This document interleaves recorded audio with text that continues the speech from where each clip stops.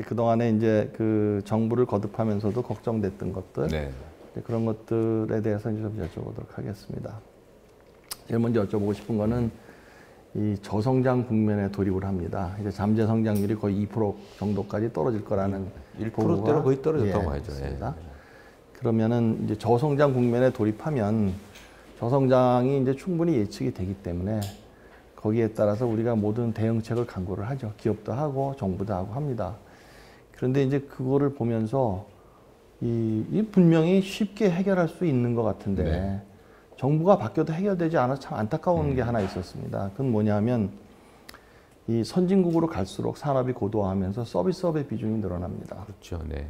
선진국들은 대개 80%, 70% 중반에서 80% 사이의 비중이 서비스업입니다. 그런데 우리나라만 같은 경제 규모로 비교를 해도 두드러지게 뒤떨어지고 있습니다. 59% 정도밖에 안 됩니다. 그런데 아시다시피 서비스업은 제조업에 비해서 고용 유발 효과도 2배입니다. 네.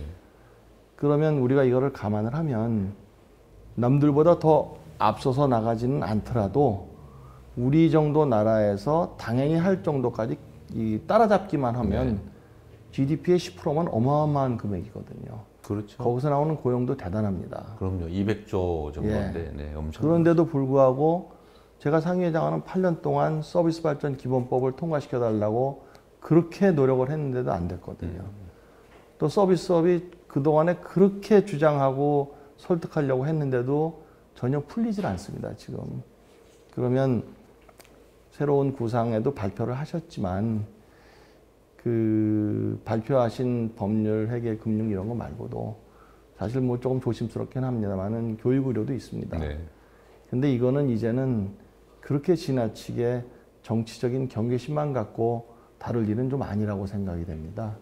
그래서 이걸 다 포함해서 서비스업을 좀 급격하게 따라잡기만 해도 불을 보듯 소득이 보이는데 그거를 좀 따라잡으실 생각 또는 거기에 대해서 어떠한 혹시 구체적인 방안 같은 게 있으시면 말씀을 해주시면 좋겠습니다. 뭐 역대 정부도 다 하고는 싶었겠죠. 그런데 현장에서는 아마 이제 구체적 집행에서 매우 여러 가지 어려움들이 있었을 것 같고요. 저는 말씀하신 부분에 전적으로 공감하죠.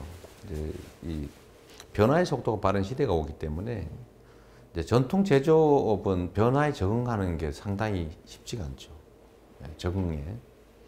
근데 그 소위 고도화된 서비스업 이 부분은 사실 부가가치도 높고 고용 유발도 크지만 변화에 적응이 매우 쉽다. 그런 생각이 좀 들긴 합니다. 뭐 의료 교육 얘기는 워낙 예민한 문제라서 이해관계가 지금 많이 충돌하는 측면이 있는 것 같아요.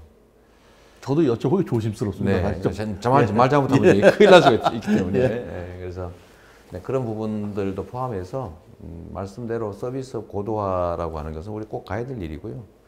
그거는 꼭 특정 영역뿐만이 아니고 모든 영역에서 꼭 다 필요한 부분인 것 같습니다. 거기에 가장 핵심은 저는 인재 양성에 있다고 보고요. 또 아까 말씀드린 것처럼 이제 과학 기술 혁명 시대로 완전히 진입하기 때문에 모든 영역에서 기술이 중요한 포션을 물론 과거에도 그랬지만 그 중요성이 더 커질 것 같아요. 그래서 자율성도 혁신도 가능하게 하되 정부가 할 일은 좀 대대적으로 많이 늘리자.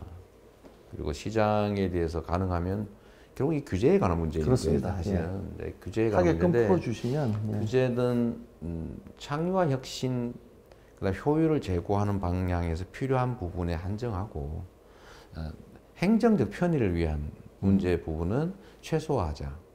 사실 행정 편의를 위한 규제가 너무 많거든요. 공무원도 관리하기 쉽게.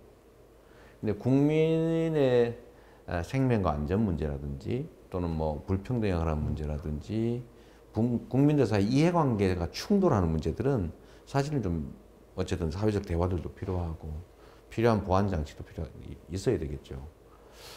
그러나 제가 보기엔 규제의 상당 부분은 그냥 관행에 의한 그냥 옛날 산업 시스템에 맞는 공무원들의 업무 편의를 위한 그런 부분들이 많아서 그런 부분들만 대대적으로 좀 걷어내도 말씀하신 대로 서비스업 고도화는 좀 상당 정도는 가능하지 않을까 싶어요. 좀 파격적으로 규제 완화를 통해서 서비스업이 조금 더 많은 창업도 일어나고 또 기존 플레이어들도 못하던 일도 좀 더 손을 많이 대게끔 해주시면 국가의 수준이 이제 이 정도 왔기 때문에 사실은 따라잡는 건 이제 쉽다고 생각을 합니다. 환경적으로 지금 못하게 막혀 있어 그런 것이 대부분이라고 저는 생각을 합니다. 그러니까 우리나라의 기본적인 교육 수준도 높고 사실은 뭐 국가의 R&D 투자들도 엄청나게 많고 사실 방향만 잘 잡으면 그리고 거기서 쓸데없이 발목 잡는 거 몇 개 좀 빼면 저는 뭐 상당히 많은 변화가 가능할 거라고 보죠.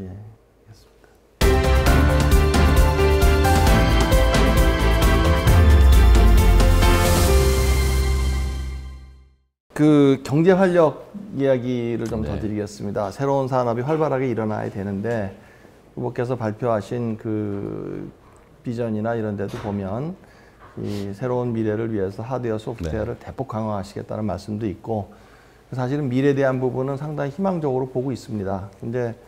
그런데 그럼에도 불구하고 이 마음 한구석에는 과연 그대로 될까라는 걱정이 좀 있습니다. 그 걱정은 왜냐하면 그동안에 이제 가졌던 경험에 기반합니다. 이거는 이제는 우리 사회가 가지고 있는 기득권에 대한 생각을 좀 다시 해봐야 될 것 같다는 그런 말씀입니다. 이 기득권은 크게 보면 이제 두 가지 종류가 있습니다. 저희 경제 쪽에서 보기에는 하나는 이제 과거의 무분별한 난립이나 또는 부적격자의 진입을 막기 위해서 자본, 인원, 규모 같은 것에 그 선을 정해놨습니다. 그러니까 자본금 얼마 이상, 인원은 무슨 자격을 가진 사람 몇 명 이상, 규모는 어느 정도 이런 요건들이 있습니다. 그런데 이것이 결국은 이제 와서는 사실은 자본이 그렇게 있지 않아도 인원이 그렇게 있지 않아도 충분히 진입이 가능한 아이디어들이 나왔거든요. 그럼에도 불구하고 이런 장벽이 있으니까 결국은 이것은 과거에서부터 내려온 기득권을 보호하는 장치로 전락을 했습니다. 상당 부분이. 또 반대편을 보면 영세에서 경쟁력이 없는 분들을 보호할 필요가 있죠, 국가가. 그러니까 그분들을 보호하기 위해서 진입장벽을 면허제도 등을 통해서 진입장벽을 쳤습니다. 근데 결과를 보면 그분들의 상황은 더 나아지지 않고 아이디어를 가진 사람들은 진입이 불가능하고 이렇게 되다 보니까 결국은 양쪽에 다 발전적 변화를 막는 장벽이 되기 시작을 했습니다. 그럼 이 두 개의 거대한 기득권을 빼고 나면 그러면 새로운 아이디어로 창업을 해봐라 또는 새로운 산업을 해봐라 하면은 상당 부분이 이 기득권을 지나서 가지 않으면 안 되거든요. 그래서 이제는 기득권에 대한 재고를 좀 하십시다라는 의견을 제가 과거에도 냈었습니다. 그런데 그런 의견을 내면 그냥 당신들 입장에서만 생각합니다. 한쪽에서는 그게 무슨 소리냐, 이쪽에서도 그게 무슨 소리냐, 결국은 저항만 가져온 그런 결과가 되는데 이제는 좀 기득권에 대한 생각을 바꿔야 될 시기가 정말로 온 것 같습니다. 그에 대한 생각을 한번 좀 여쭤보고 싶습니다. 글쎄 뭐 사람이 몸이 크면 옷도 바꿔 입어야 되잖아요. 패션도 맞춰야 되지만 크기도 맞춰야 되잖아요. 자칫 잘못하면 헐크 되는 수가 있으니까. 근데 지금 말씀하신 대로 진입 장벽 또는 뭐 면허제도 이런 것들이 이제 기득권을 지키는 새로운 진입을 막고 경쟁을 저해하는 요소로 작동하는 측면들이 상당히 있죠. 저는 그건 결국 용기의 문제라고 봐요. 원래 이제 네거티브의 힘이 강한 게 세상에 있지 않습니까? 잘하자. 이 포지티브한 힘은 그냥 10명이면 10개인데 이 네거티브 그 힘은 셋이 한 10명의 힘을 내기도 하죠. 그게 이제 관성이고 사회가 보수화되는 이유이기도 한데 저는 그런 것들을 좀 완전히 벗어나기는 어렵겠지만 그래도 필요한 것들은 용기 있게 하자. 하는 게 제 생각이죠. 그 제가 뭐 짧을 수도 있지만 이 행정 업무 한 10여 년 하면서 느낀 것은 의외로 말이에요. 그 기득권을 가진 사람들의 저항 강도라고 하는 게 그렇게 세지 않습니다.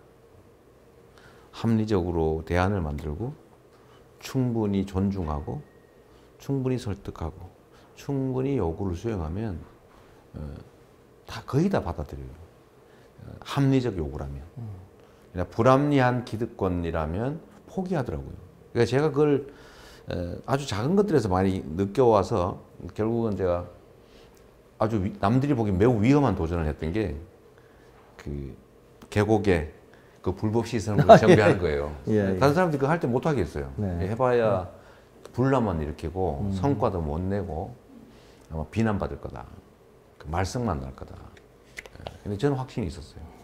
충분히 설득할 수 있다. 실제로 그렇게 됐죠.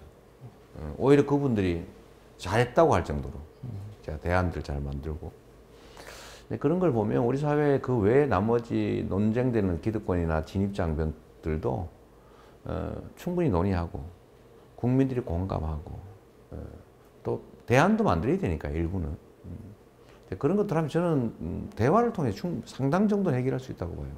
물론 100% 완벽하게 선의의 동의로만 해결되지는 않습니다.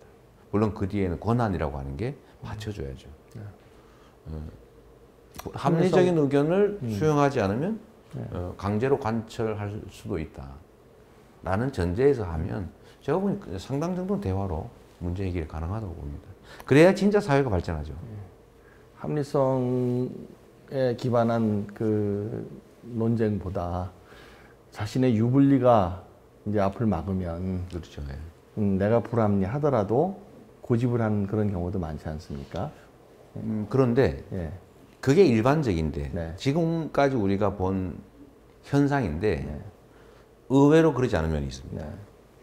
그러니까 남들의 눈 이목이라고 하는 게 있고요. 쳐다보지 않습니까? 여론이죠. 여론이죠. 여론이고 소위 말해 중인환시리에 얘기를 하면 나쁜 얘기를 불합리한 얘기를 못 합니다.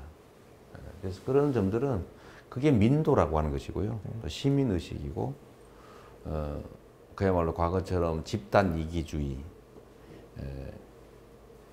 이런 것들이 그렇게 과거처럼 작동하기가 쉽지가 않습니다. 물론 거기에는요 많은 에너지와 시간이 필요해요. 철저한 준비, 충분한 대안, 당연히 그런 게 필요하죠. 한 가지 이제 그럼에도 불구하고 꼭 당부를 제가 좀 드리고 싶은 거는 그동안에 보면 결국은 경제가 새로운 미래로 나가기 위해서는 어떤 형태가 되든 그 해묵은 질서를 파괴하는 용기가 좀 필요한 것 같습니다. 그럼요. 근데 그 용기는 특히 그 지도자의 용기가 굉장히 필요한 것 같습니다. 그게 원래 그 리더를 뽑는 이유입니다. 원래 그 산에 고목나무가 썩은 고목나무가 있으면 나무가 못 자라요. 그 베야 됩니다. 베는 데는 용기가 필요하죠. 그래서 권한도 부여하고 권위도 부여하고 하는 거죠. 근데 그거를 맡아서 해야 될 집단이 그걸 하지 않으면 그건 직무유기죠. 그런 거 하라고 있는 겁니다. 제가 이런 얘기 자주 듣는데요. 우리는 사실 제가 어릴 때 보니까 안동에 사과나무가 많았잖아요. 제가 안동에서 자랐으니까 사과나무가 늙어가지고 사과가 주먹만한 요 조그마한 요런 것밖에 안 달려요. 상품 가치가 없는데 그 나무를 베고 새로 사과나무를 심으면 그때는 한 3, 4년 기다려야 겨우 조그마한 사과가 몇 개 달린단 말이에요. 근데 그동안에 수확을 못하는 어려움이 있으니까 계속 버텨요. 결국 망하더라고 나중에 보니까. 근데 그 중에 용감한 사람들이 있어요. 베내고 새로 심고 기다려요. 그런데 그 사람들은 성공하더라고. 사회도 마찬가지죠. 정말 낡은 관습, 낡은 제도, 쓸데없는 관행 이런 것들을 걷어내야 새로운 출발이 가능하고 혁신이 가능하고 새로운 기회가 생기죠. 근데 원래 그것들은 비난을 받더라도 당장은 비난받을 거 아닙니까? 예를 들면 아픈 환자들 수술 안 하면 죽게 생겼는데 수술을 해야 되는데 돈은 없으면 빌려서라도 수술을 하는 게 부모가 할 일이죠. 지도자가, 리더가 할 일입니다. 비난을 감수해 줘야죠. 그게 책임이고 책임지지 않고 권한만 있고 좋은 면만 있으면 그게 그 정상적인 공직자가 아니죠. 지배자지 그건. 특히 젊은이들이 보면 그런 면에 대해서 답답해하는 것 같습니다. 그럴 수 있습니다. 이제 뭐 저 같은 세대만 해도 정말 어려웠던 시절부터 쭉 오늘 이르기까지를 다 목격을 했지 않습니까? 네. 그러니까 그 과거에 기반해서 그럴 수밖에 없는 이유가 있었다라는 걸 우리는 이해를 하지만 네. 요즘 젊은이들은 합리적이지 않다라는 생각이 들면 그렇죠. 네. 이해하려고 하기에도 어렵고 이해하라고 말할 수도 없더라고요, 보니까. 그런 거 이해하고 있기엔 시간도 없고 그렇죠. 너무 힘들어요. 그렇습니다. 네. 예. 그리고 그들이 이해해야 될 이유가 없어요. 우리가 만든 거니까. 그렇죠. 네. 예. 관련된 질문 좀 구체적인 걸 하나 좀 드리겠습니다. 이제 저희가 과거에 그 근래에 와서 일어난 일들입니다만은 이제 전통 산업에 새로운 아이디어가 들어가서 도전이 생깁니다. 뭐 쉽게 뭐 생각하실 수 있는 그 모빌리티 비즈니스와 택시 간의 충돌이 있었고요. 또 대형 유통점과 주변의 영세상인과의 충돌이 있었고 이런 일들이 많이 있었습니다. 그러면 이제 사실 정부는 그럼 왜 존재하는가라는 그 과정을 보면서 정부는 왜 존재하는가라는 의문이 왔습니다. 왜냐하면 정부의 존재 이유는 국민을 보호하고 국민을 위해서 일하는 것이 정부인데 그렇다고 그러면 그 모빌리티 비즈니스에 대한 해결이 되고 난 다음에도 심야에 택시 타기 아직도 어렵고 네. 택시 타면 불편한 이 환경은 아직도 그대로고 그렇다고 그러면 정부는 당사자들 간에 타협해라라고만 해서는 안 된다는 거죠. 그렇죠. 그건 정부의 할 일이 방치. 예. 이익 집단의 관리는 아니거든요. 두 집단의 이익이 충돌할 때는 그 뒤에 있는 국민을 바라보고 국민한테 어떤 편익을 제공하는 것 위주로 개입할 땐 개입하고 정부가 돈을 쓸 땐 써야 되는데 지금까지 보면 상당수가 두 집단이 타협해라 또는 어느 한쪽을 제한적인 조치를 취함으로써 다른 쪽을 보호하고 이렇게 해왔거든요.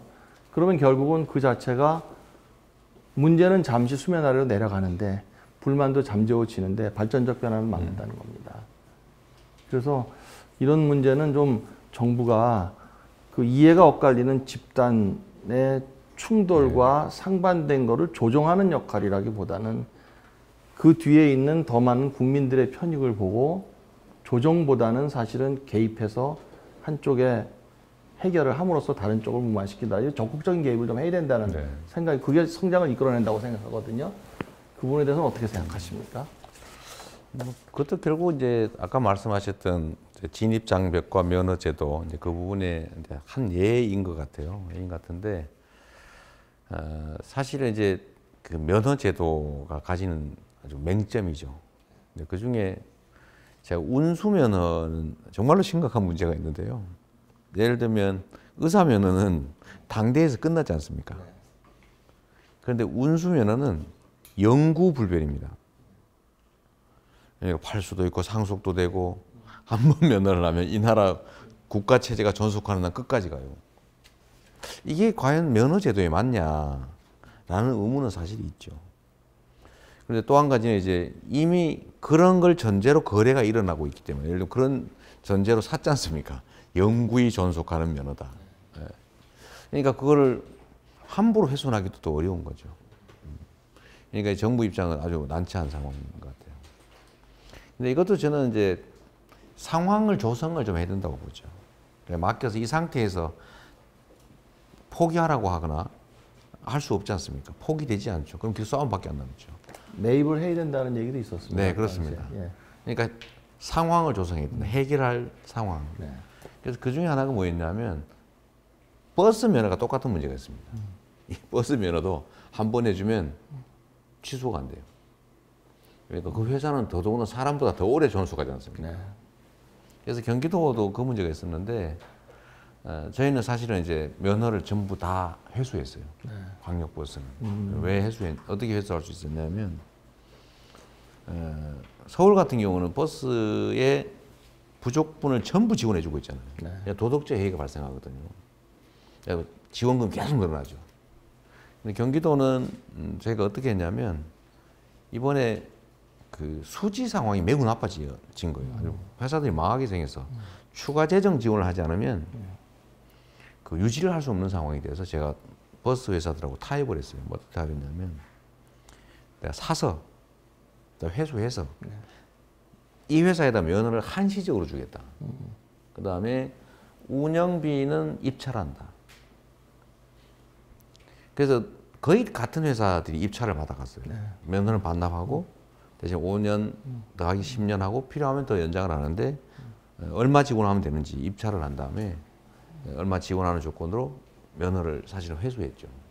그러니까 상황을 조성해서 이제 문제를 해결한 거죠. 전 택시도 그렇고 여러 가지 문제들도 결국 그런 공적 노력이 필요하다. 상황을 만들기 위한. 근데 지금 그 마치 기차가 부딪히듯이 누가 죽을 거냐.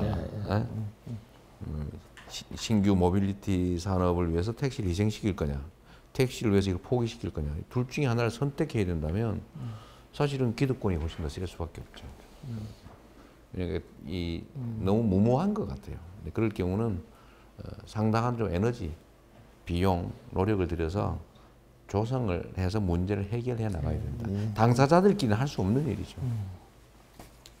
예, 그러면 다음은 신산업 성장 사다리가 제한적이라는 평가에 대해서 좀 말씀을 드리도록 하겠습니다. 예, 그거는 이제 아까도 말씀하셨지만 생계형 창업이 아니라 혁신적 창업이 좀 많아져야 되는데 그 창업을 한다 하더라도 초기 자금에서 영세한 초기 자금을 시작을 하면 이제 본격적인 사업이 되기 위해서는 이제 인허가 받고 규제 정글을 통과를 해야 됩니다. 그 통과해서 이제 본격적으로 비즈니스를 시작을 하면 그 다음에 이제 그 다음 단계로 가기 위해서 본격적인 투자를 또 유치를 해야 됩니다. 그러면 이제 창업을 하는 사람들이 이 두 가지 단계 다 걸립니다, 지금. 처음 창업하면 인허가 받고 규제 통과하는데 한참 걸리고 그러다 돈 떨어지고 또는 그 간신히 넘어가도 다음번 창업을 위한 이 펀드를 받기 전에 이 데스밸리를 통과한다고 그러죠. 그래서 이제 그 부분에 대해서 정부가 지원도 많이 하고 한다고 하는데 기본적으로 정부가 지원하는 거는 세금으로 들어온 재원을 가지고 창업에 투자하는 건 사실 위험한 투자거든요. 위험한 투자를 정부 지출로 감당할 수는 없는 겁니다. 결국은 민간 시장에서 이루어져야 되는데 그 부분을 조금 더 활성화하기 위해서 어떤 보관이나 생각이 있으니 말씀해 주시면 좋겠습니다. 역시 이제 그 회장님은 기업 일선에 계시니까 왜 이렇게 어렵게 만들어 놓냐. 자유롭게 맡겨 놓으면 자유롭게 생성이 될 텐데 굳이 돈 들여 하면서 한 손으로 막으면서 한 손으로 왜 도와주냐 그 말씀인 것 같아요. 맞는 말씀이시고요. 결국 이제 인허가 과정들의 예를 들면 각종 규제들, 그 규제들을 지금 어쨌든 이제 문제가 있다는 것은 모두가 인정하는 것 같습니다. 너무 과도하다. 그 다음에 좀 불필요하다. 그래서 지금 만드는 게 예를 들면 뭐 규제 샌드박스도 있고 또 뭐 규제 특구도 있고 한데 사실 규제 샌드박스는 제가 경기도에 있을 때 최대한으로 많이 도와주라고 했어요. 아니 그 무슨 감사했습니다. 그러니까 아니 그거에 아니 제가 오히려 감사하죠. 제가 이제 우리 경기도 뭐 청년이든 누구든 창업하려고 할 때 그 규제 때문에 못하면 억울하고 사회적 낭비잖아요. 그래서 최대한 많이 하라고 해서 관련 부서에 지시도 했고 조금씩은 좀 늘어났던 것 같은데 저는 그게 사실은 이제 정부의 진짜 역할이라는 점에 동의해요. 그 안에서 자유롭게 하면 굳이 뭐 기술 또는 뭐 금융 또는 공간, 뭐 인력 이런 거 지원하지 않아도 스스로 할 거 아니냐. 가능성이 있고 수익이 예상되는데 왜 안 하겠냐 그 말씀이잖아요. 자유로운 장만 좀 잘 만들어라. 그 점에 동의하고요. 그것만 가지고는 좀 부족할 것 같고 거기에 좀 더해서 창업 지원도 사실은 좀 많이 해야죠. 왜냐하면 시장 자체에서 기회가 주어졌을 때 누군가가 그 일도 하겠지만 그 작은 기회들이 사장될 수도 있기 때문에 사실 그 기회들을 좀 활용할 수 있게 우리 공동체가 지원하고 그게 성과가 나면 그냥 버려져서 썩을 뻔한 또 싹 틔우지 못한 그 씨앗들이 발아해서 성과를 내면 우리 모두의 혜택이 되니까요. 전 둘 다 필요하다고 보죠.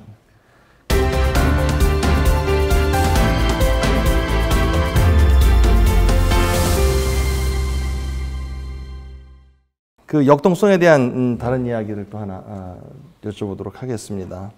그 주식 부자의 랭킹을 이렇게 보면 미국이나 일본은 80%가 당대 자수성가입니다. 그렇죠. 근데 거기에 비해서 우리나라는 상당수가 이제 물려받은 사람들이 많습니다. 제가 얼마 전 통계로는 80%가 물려받았다고 그러더라고요. 네. 요즘에는 좀 줄었나봐요. 낮았습니다. 한 반 정도 됩니다. 그렇군요. 벤처 기업들이 좀 성장했군요. 예. 그런데 이제 그 세계적인 포춘 500대 기업을 보면 이 500대 기업의 평균 수명이 17년밖에 안 됩니다. 네. 물론 그중에 수백 년 된 기업도 있지만 그럼 그만큼 역동적이라는 이야기거든요. 네. 그럼 이제 조금 아까 그런 그 통계를 보면 우리는 역동성이 상당히 떨어져 있다는 이야기가 됩니다. 그렇죠. 실제로 네. 기업들의 랭킹을 뽑아 보면 지난 한 10년 동안에 미국은 그 10개 수위에 있는 기업 중에 7개가 바뀌었습니다. 네. 7개가 나가고 새로운 기업이 들어왔습니다. 우리는 딱 하나가 바뀌었습니다. 네, 이런 거 보면 그 기업계의 역동성이 상당히 떨어져 있다. 네. 그런 지적이 많습니다. 그러면 이런 기업의 역동성을 높이기 위해서 과연 어떻게 하면 될 것이냐. 과거에는 이제 이 대기업의 확장 속도가 워낙 빠르니까 대기업의 확장에 따른 또 피해가 또 옆에서 나오거든요. 그러니까 대기업의 확장을 좀 어느 정도 통제하자라는데 과거 정부들이 노력을 많이 했었습니다. 네. 그런데 이제 그 가운데서 어떤 일이 생겼냐 하면 그걸 통제하는 가운데 후보님께서 늘 말씀하셨다시피 우리나라 대기업과 중소기업 간의 관계도 있고 또 중소기업의 건강성도 있습니다. 그러다 보니까 중소중견기업이 더 커지는 일은 그렇게 빈번하지 않고 네. 대기업의 성장은 어느 정도 컨트롤하는데 정책이 맞춰져 있고 그러다 보니까 오늘날에 와서 보니까 전체적인 생태계 역동성이 떨어졌다는 겁니다. 네, 네. 대기업을 그 랭킹에서 나간다고 그래서 없어지는 건 아니거든요. 단지 그 기업들보다 더 빨리 성장하는 기업들이 랭킹에 들어오는 거거든요. 네, 네. 그러면 이런 폭발적인 성장이 일어나도록 유도를 해야 되는데 왜 폭발적인 성장이 안 일어날까? 이건 한번 우리 사회가 심각하게 고민해 봐야 될 점 같습니다. 그 부분에 대한 의견을 좀 한번 여쭤보고 싶습니다. 근데 왜 그런지에 대한 의견들이 사실은 이제 입장에 따라서 매우 다를 수 있을 거예요. 네. 제가 보는 입장으로는 저는 기득권화 됐다고 보는 거죠. 네. 우리 사회의 대기업 중심의 이 기득권화가 꽤 문제라고 저는 생각합니다. 그러니까 과거에 우리가 불균형 성장 정책을 취할 때 특정 기업들 중심으로 성장 정책을 취했고 그건 불가피했던 것 같아요. 그런데 그게 이제 고착화됐는데 이 부분들이 이제 기득권화돼 가는 거죠. 예를 들면 그래서 중소기업들에 대한 이제 역관계를 제가 교정을 좀 해야 된다.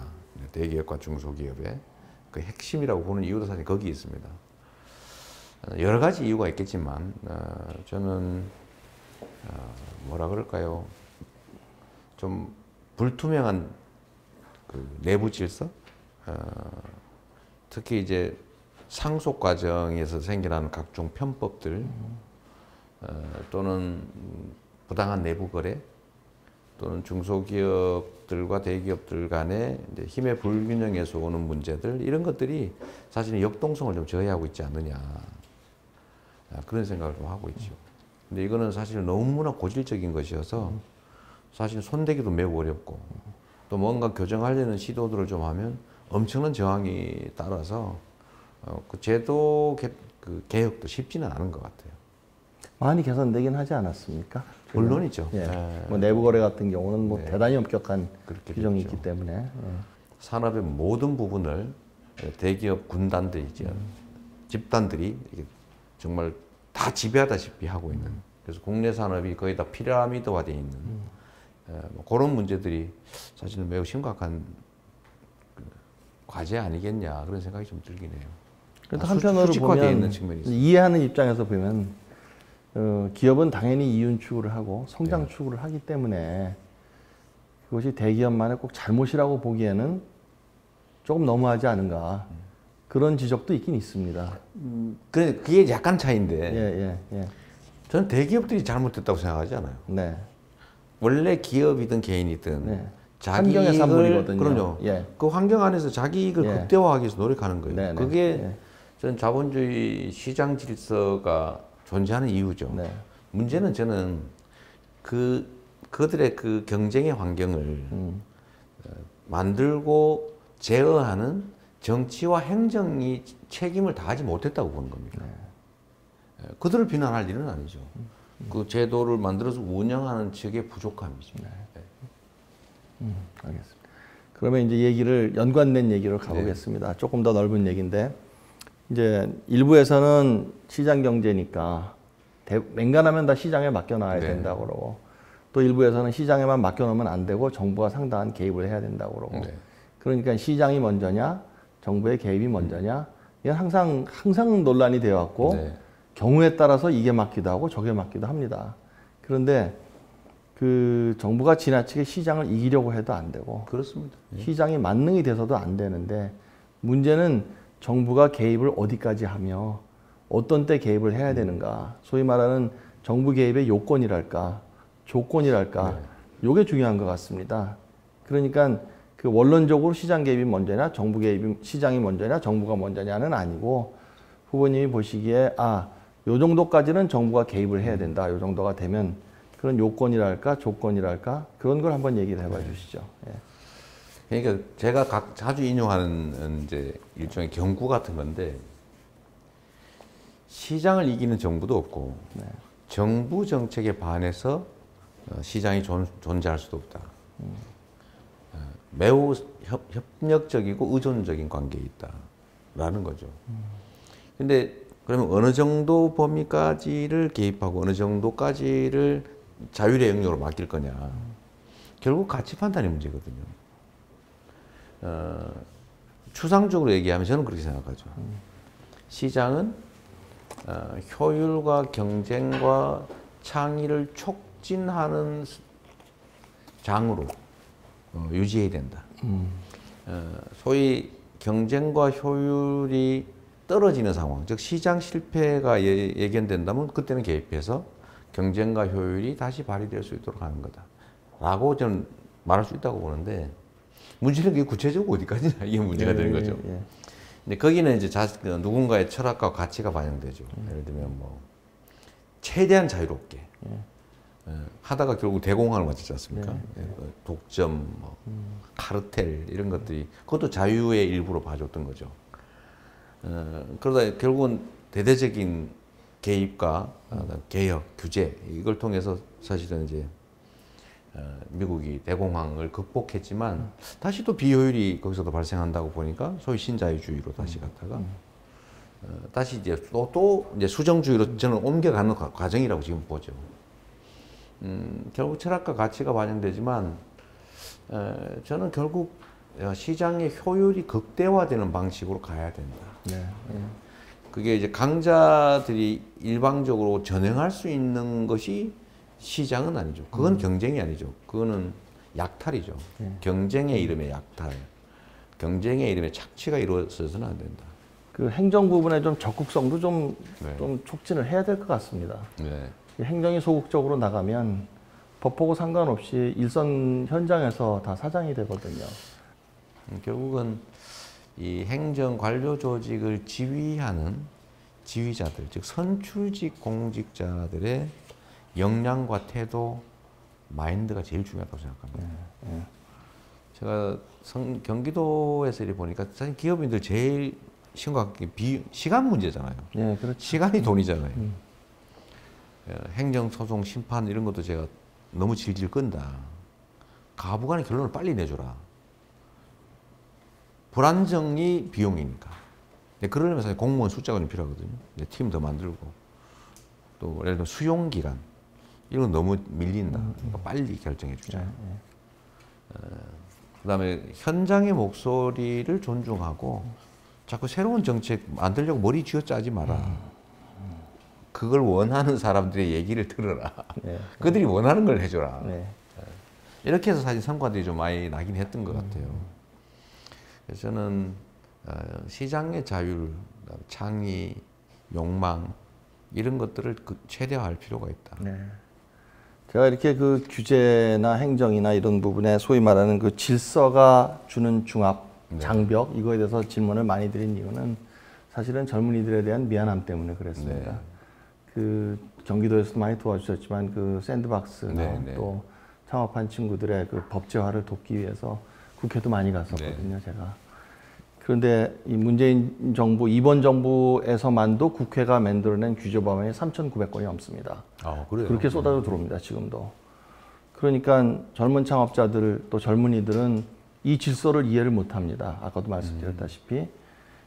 그러니까 낙심해하고 힘들어하고, 근데 그 사람들 잘못이 아니거든요. 네. 우리 어른들 잘못이거든요. 그렇습니다. 우리들이 할 일을 덜한 탓에 젊은이들이 힘들어하는구나 싶으니까 정말 미안했습니다, 제가. 그래서 그게 아마 저한테 좀 맺혔는지도 모르겠습니다. 현장에서 그 친구들 데리고 다니면서 일하려다 보니까 너무 미안했습니다. 저도 사실 똑같아요. 예. 그러니까 회장님이 느끼시는 거하고 예. 우리가 이제 사실 불공정 문제나 예. 우리 사회의 아주 초보적 질서에 관한 문제를 깊이 고민하지 않고 방치했어요. 예. 그래서 각자는 많은 것들을 이뤄냈는데 그래서 사회 총량은 늘어났는데 결국 그게 이제 양극화, 저성장, 기회 부족으로 나타났고 그 고통을 젊은이들이 대신 다 떠안은 거죠. 원래 우리가 뿌린 씨앗, 나쁜 씨앗들을 거기서 지금 대가를 치르다시피 하고 있어서 정말로 미안한데 제가 정말 안타까운 것은 그걸 또 편 갈라 싸우는 데다가 한쪽 편 들면서 갈등을 격화시키는 참 그런 것도 정말 보기 안 좋은 것 같습니다. 계층 간 장벽, 또 뭐 언론에 등장하는 노골적인 부모 찬스, 뭐 이런 거 다 보면 그 젊은이들이 볼 때 왜 우리한테 이렇게 불공정한 세상을 우리한테 주었는가, 우리가 그렇게 했는가, 또 심지어는 우리가 언제 풍요를 가져다 달라고 그랬는가, 아버지들이 고생해서 풍요를 가져다 줬으면 됐지, 왜 우리한테 그 고생을 알아달라고 그러나, 뭐 이런 아주 늘 하는 얘기가 계속 반복되는데 개선이 안 되다 보니까 마음이 좀 답답하고 아팠던 것 같습니다. 예. 안타깝죠. 안타깝고 그래서 그 사실 그래서 우리 회장님의 그 열정이나 이런 게 제가 매우 정말 존경했던 거예요. 집사님이 더 열정적이시죠. 애써주시고 그래서 어쨌든 새로운 길도 만들어 주시려고 노력하시고 저는 이제 그런 열정들이 아마 실제로 한번 펼쳐질 수 있으면 정말 좋겠어요. 예.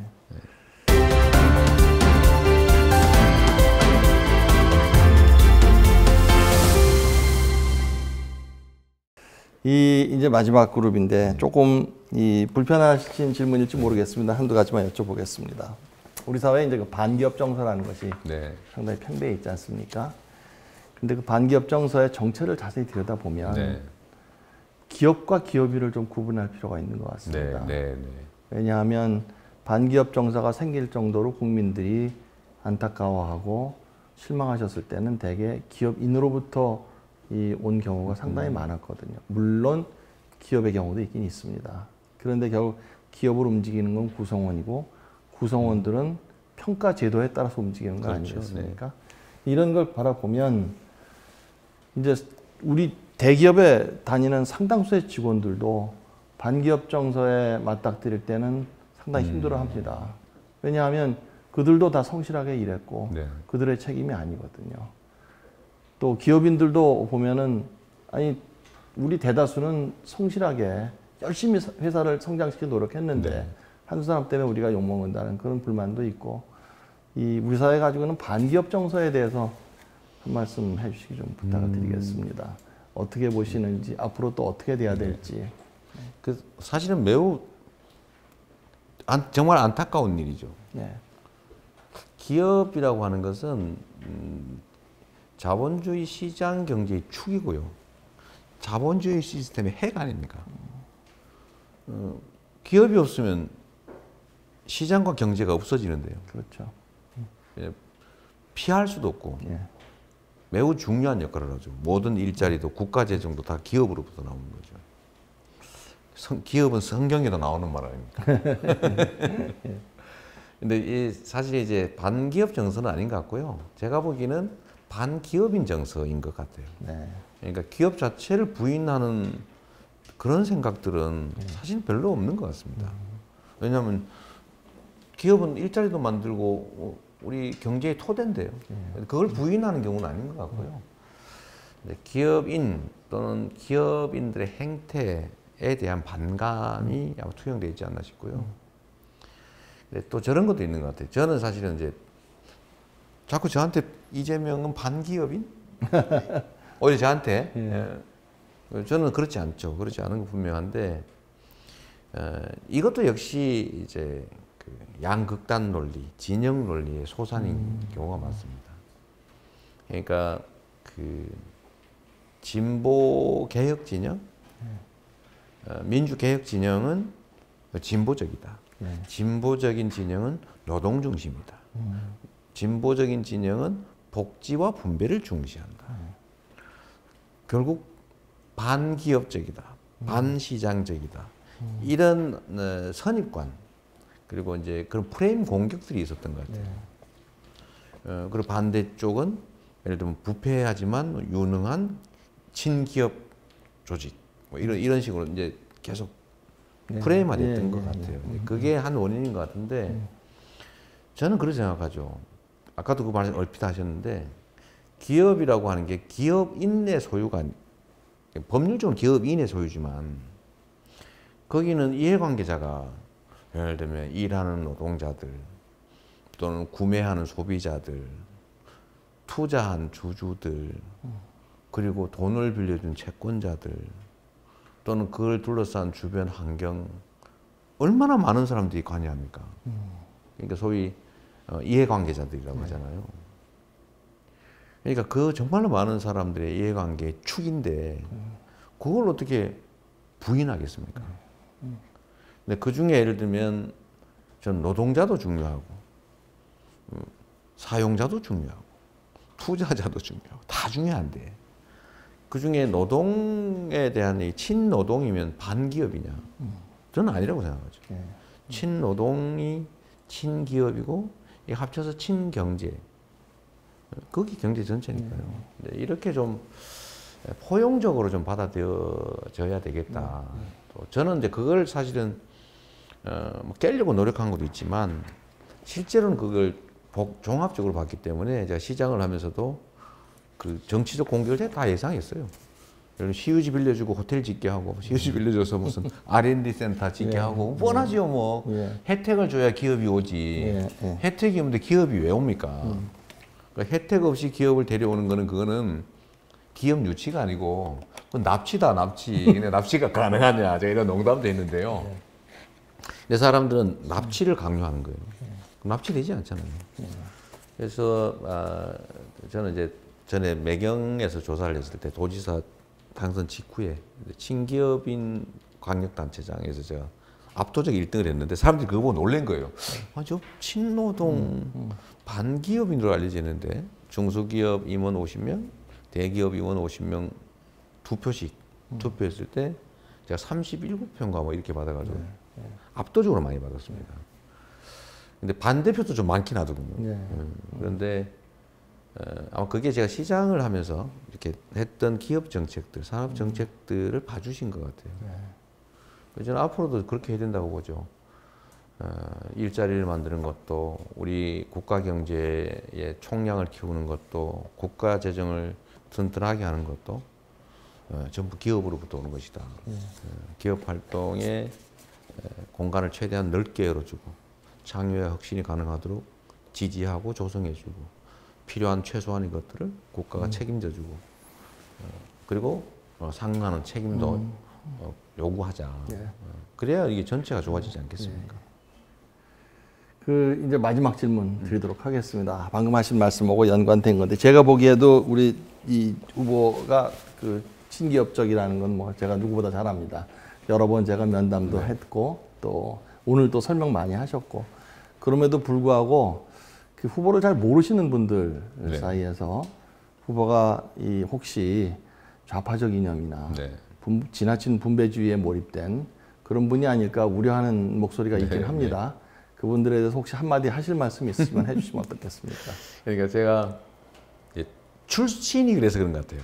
예를 들면 제가 출신이 노동자고 소년 노동자고 또 인권 변호사를 거쳐서 시민운동가 또 권력 감시 운동을 하다가 또 당시로서는 야당의 기초단체장 하면서 이제 당시 집권 세력 그 박근혜 이명박 정권하고 심하게 충돌했고 그러다 보니까 좌파 이미지가 좀 심해졌던 것 같고요.